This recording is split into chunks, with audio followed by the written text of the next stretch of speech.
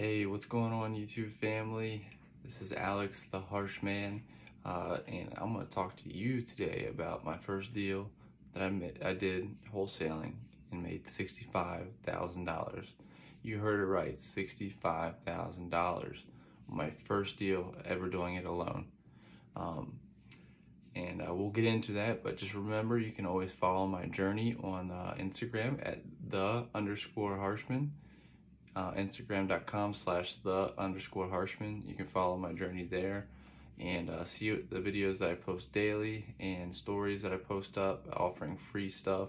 You can also subscribe to my YouTube channel and you can watch my videos there. I'm offering a lot of free valuable content on advice and things on how to talk to sellers, buyers, and just very valuable stuff when it comes to starting out in wholesaling, and even for those guys who are experienced and may not have the systems in place. So I've got tons of experience in wholesaling now, and I thought you might enjoy my very first one and the lessons that I learned from it. So without further ado, we'll get right into it. So the lead came from a Investor Carrot website lead, which for those who don't know, Investor Carrot, you can get started for $50 a month, and what it does is it gives you a pre-built website for wholesaling.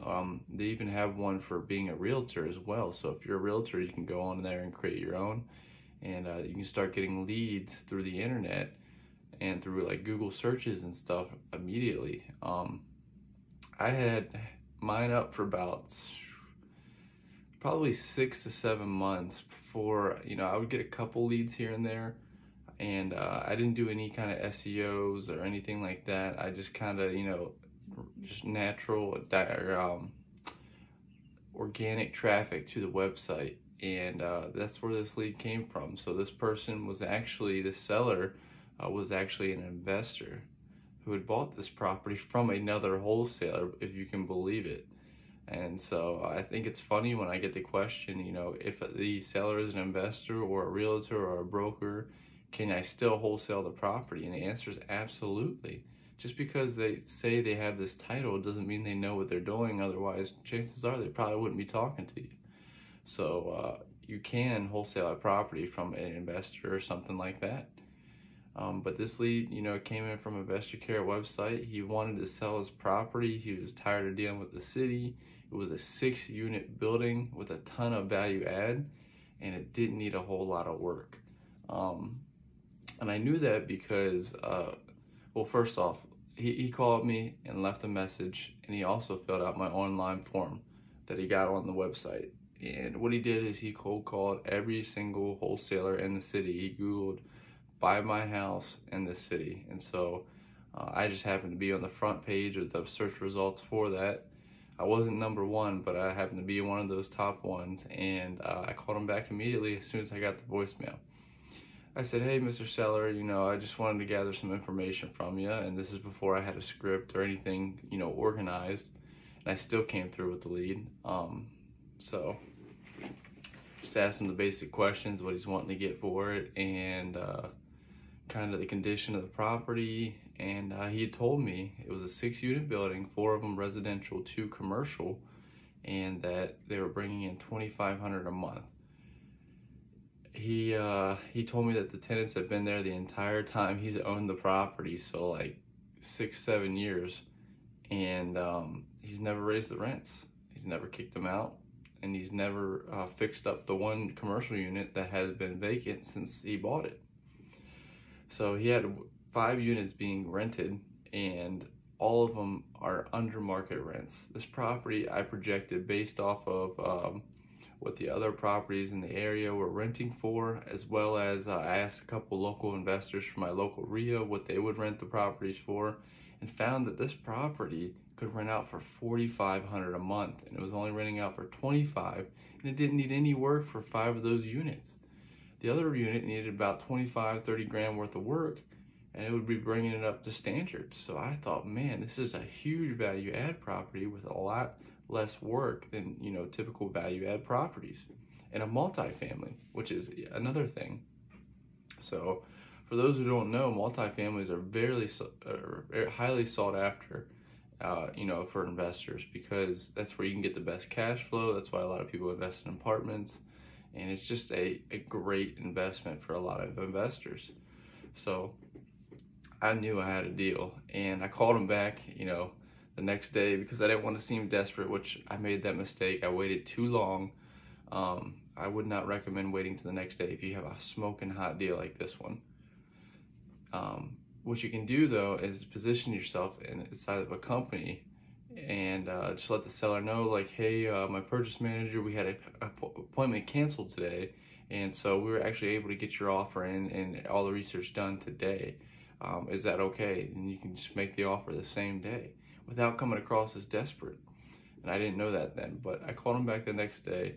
He said, sure enough, he's gotten multiple offers, and I said, okay, well, I can offer you $125 for the property, $125,000. This property should be worth about $250,000. And he said, well, that's not the highest offer I got, but you're in the ballpark. He said, I'll call you back once I make my decision. And so I learned this from my mentor. I asked the question. I said, well, we'll get this deal done today, right now. And he said, well, if you can give me $140, I'll sign the contract today. And so sure enough, I sent the contract over for $140. He started to nitpick at it and everything. I addressed all of his concerns, and we were under contract the same day, baby. So man, we got it for $140. This property is easily worth $200 as is, $200,000. And how did I come up with that valuation? Well, I did, I'm not gonna go over the formula and everything right now, but I did just a basic cap rate formula based off of like what the cap rates are in my area and what it's renting for. And you can find out the value for that. Maybe I'll do a separate video on cap rates, but it's a very easy formula. You can figure out based off the rents what the property is worth in the area on a multi-family property. So I did that and found that this property is worth $230,000 as is. And so I was like, this is gonna be an easy sell. I'm just gonna try to sell it for $210,000. And I had a bunch of interest, and I made the mistake of showing a buyer the property, and the seller, he was giving me a hard time from the get-go. He wanted to make sure that he knew I was he said he knew I was wholesaling, right? He's like, you're a wholesaler, right? I said, well, we do look to wholesale it. And I said, well, we'll look to buy it for ourselves first. And he said, well, I don't want to be showing the property 20 times. He said, I just want to show it one time so I don't inconvenience the tenants and be done with it. I said, no problem. And that's the key, is you just address the problem right there and say, no problem. Don't argue with them. Well, I need to get my partners in there. I need to get my contractors. Don't do that, because you're going to overwhelm them. So I knew I had a smoking hot deal. I was like, no problem. And sure enough, I had a buyer. It was a first-time buyer, and that's where I messed up, because I could tell they weren't that experienced, but I was like, all right, I got them. They're interested. They're looking for their first one. This is perfect. And they liked everything about it. But in my city, like a lot of other cities, the buildings are over 100 years old, and that worried her. And so she ended up not wanting to buy the property after viewing it and liking everything about it, because she was worried about structural issues. So I wasted my entire showing on her, and or on them rather, and it didn't work out. So I was kind of like beat up. I was like, man, I had it, I had it in the bag, and it didn't work out. So I had a realtor call me and ask me, do you have any multifamily properties? And then a light bulb went off in my head, because I was like, oh, there's realtors that have cash buyers. Why don't I call them up and see if they have anybody? So I called the #1 realtor that I know in my area that deals with multifamily properties. I gave him a call and I said, hey, I got a smoking hot deal. I understand that you're an expert in the multifamily area in our city. Do you have anybody who'd be interested in this property? He said, okay, send me over the details and how much you're asking, and we'll go from there. So I sent him over the price. I said $210,000, and he's like, yeah, I got a buyer for you right away. He just bought one down the street. So I said, awesome. So I said, well, and he said, what about my commission? I said, well, what's a fair amount for you? And he said, well, I'll add my commission on top of that. And I thought, even better. I don't have to deduct from my own earnings. And I told him, buyer pays all closing. And he said, well, if he's going to be bringing the money, then maybe you can meet us halfway. whatever. I just, I said, okay, that's fine. I'm making like 60 plus grand, so I was like, I'll pay at the closing. And at first he was having an issue with doing hard money because he didn't want to, spend extra money on interest and things like that. And I told him, I was like, we can look into the financing option. I'll buy some more time from the seller. And sure enough, I paid $5 grand extra to the seller. So we're totally under contract for 145 at that point to buy 30 extra days. I didn't even need those days, but I just wanted this deal to go through. So I freaking did everything I could. And so I got the 30 extra days, and for $5 grand, that's a tactic you can use is, you can offer a little bit more money for more time, but always start out first, like, hey, can we just extend this for 30 more days? We're just trying to get everything done. And if they say no, that's when you can use your other tools in your tool belt, like, hey, I'll pay you an extra $1,000 for 30 days. I'll put down $100 deposit, non-refundable to you. You can do all kinds of different things, guys. So keep your options open. And once the financing option was just going to take too long for everybody, he said, well, we're looking at hard money now. And so we ended up closing, 14, 15 days later. And I did a double closing. I didn't do an assignment because this was a huge deal. I typically don't like to do any assignments over 15 grand because I've noticed most buyers have an issue with that. It shouldn't be like that, and I don't agree with it, but sometimes that's just how it is. So I did a double close. I paid, my set of closing costs, because there's 2 sets of closing costs at that point. And we got it done, man. So it was crazy. The realtor got it, his 6% commission, and I got my $65,000 after all the closing costs were paid, and his commission was paid. Seller was happy. He got his property rid of. He even knew how much I was making, because when we were doing the financing option, I had to fill out a form that basically says, hey, I'm selling this thing for $235 and you're selling it for $145, and he didn't have an issue with that. So I took a leap of faith. I didn't have to do that, but I did it, and we didn't even have to do that anyways because of we ended up doing hard money. So it was a life-changing moment for me. That's what's kind of started my wholesaling career, and that was the whole point of this video. Is like, it only takes one deal, guys. One deal, even if it's 5-10 grand, to separate you from your 9 to 5, and you can dive deep into this business full time. So learn as much as you can, and just take action. I wasn't marketing at all. I spent $50 a month on a website that this lead came through, and I followed up and followed through with it immediately. So remember to ask the hard questions and do the hard things. If you're not comfortable talking to sellers, I wasn't 100% comfortable yet, but I wanted change. And I feel like this one was, it was a blessing. It was right timing. Everything was perfect on it, right? And even when the transaction was going through, he said, hey, the reason I went with you is because you called me back first. I like the way you talked to me. You're very respectful. I had confidence in you, and that's kind of why I went with you over the other guys, even when they made a higher offer.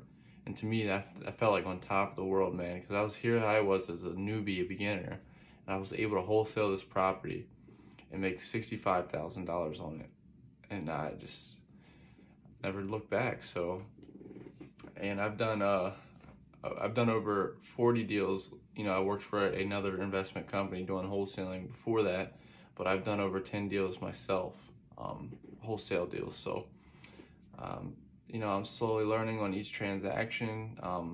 I got a mentor, and in 10x my game immediately. I'm doing virtual now. That was my local market that I did that deal, but I'm doing it virtually from several states away, not even seeing the property, buyer, seller, anything, title company. I don't see anybody, and I do it all from my home office here.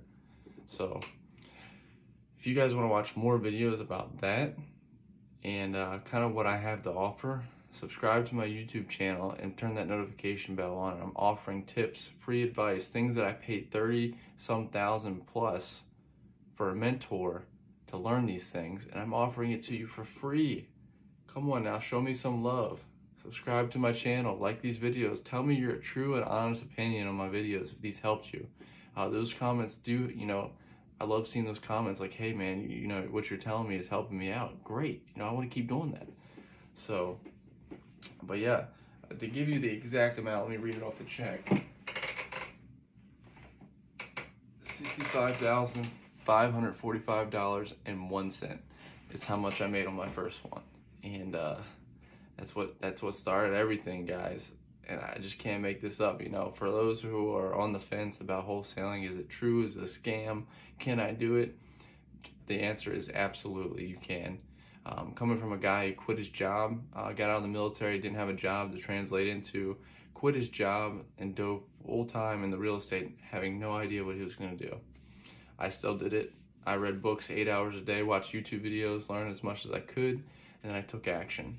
I started networking with people, and I just started learning as much as I can, as fast as I can. You know, they say people change out of two ways, from inspiration and desperation.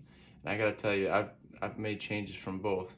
And it's better to be inspired and make a change than to be desperate and to make a change, because being desperate can be painful. And for those who aren't strong enough, it can destroy them. And, you know, for me, it was kind of like a motivator, and I needed to be that at that point to do something. And so for me, it worked out, but not everybody's the same. So remember that you can do anything, even if you're not the expert.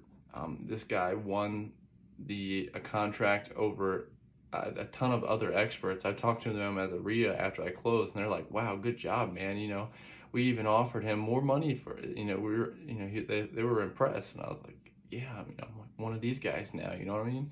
So I hope this story inspires you, motivates you to take action, and just to have self-confidence. Even if you don't have all the answers, just be the person who knows that you don't have all the answers, but they will find all the answers, right?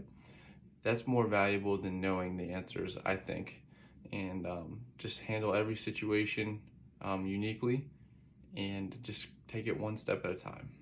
Don't overwhelm yourself. If you guys need anything, just reach out to me, let me know. If you want to see me talk about anything else, just, you know what to do, post the comments, like, share, subscribe, and I look forward to seeing y'all in the next one.